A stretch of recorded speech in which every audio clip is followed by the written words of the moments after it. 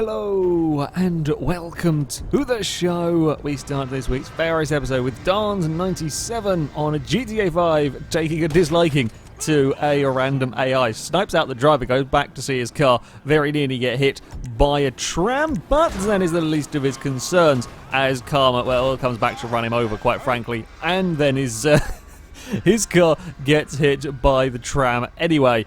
That's yeah, that is some impressive karmaing there from the AI vehicle. Wacky toasties on a GTA 5. Now we've seen these jumps cause many a problem for players. This time though, it's the police using them to good effect. Knock him off his motorbike, and then another one of them fills him full of bullets.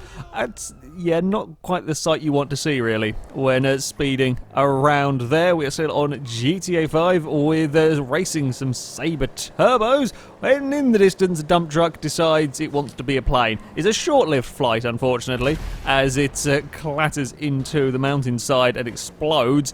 We've seen a few kind of these vehicles just suddenly decided they want to go launch in the air. It's quite impressive, though, for a whole dump truck to be catapulted. RS Templar on a Forza 6 has got the front-flipping Fiesta. This thing was great fun to play about with, trying to get it stopped into the first corner at Monza.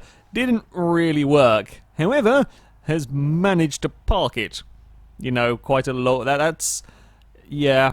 We've got a magic Fiesta. That's a decent height as well. That it got stuck at. LM145 on Forza 6 is racing around the Alp circuit. Quite a fast circuit, this one. And up ahead, all manner of chaos would befall the vehicles. We managed to go underneath two of the Lamborghinis.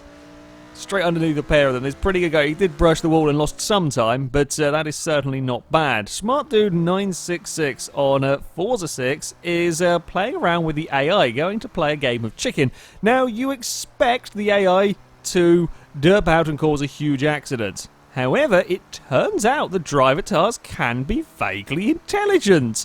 Look at them all. They're all part away and no one gets run into. I was not expecting that at all when I started viewing that clip. I don't care, no one on Forza Horizon 2 is off-roading at some great speeds in a Lotus 11. Was always likely to go a little bit wrong. Manages to somehow, and I'm still not 100% sure, avoid everything despite rolling. It would be a great speed camera picture there as that tumbled upside down at 160 kilometers an hour. That's some impressive avoiding luck in all of that. Jury 3 on a Flatout Ultimate Carnage clips a wall, rides kind of the banking, and can get stuck on the fence. Fence is not too keen to let go of his vehicle as bits are kind of gradually. There's a wing stuck in the fence as well. Bits of car are sort of shredded everywhere. The vehicle is sort of twisting. It's a very hungry fence, really. Almost lets go of the car, almost drops it off, more just shaking every bit of the vehicle that can fall off, I think, has gone off. Superfed K on a World of Tanks. It is just the very start of a match as everybody is rushing into battle. You might want to pay attention, though, to your surroundings. Both these two tanks see a bush, think, oh yeah, it's fine, we'll go through there, and there's a sneaky rock.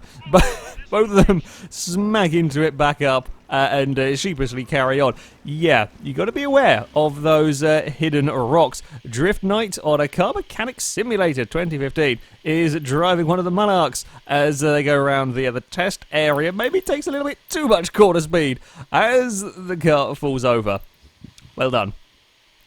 Well done, managing to roll a vehicle on a Car Mechanic Simulator, and staying on this game with Lopser, again with a Maluch coming across the bumps, gets it a little bit wrong, and we've got another tumbling car.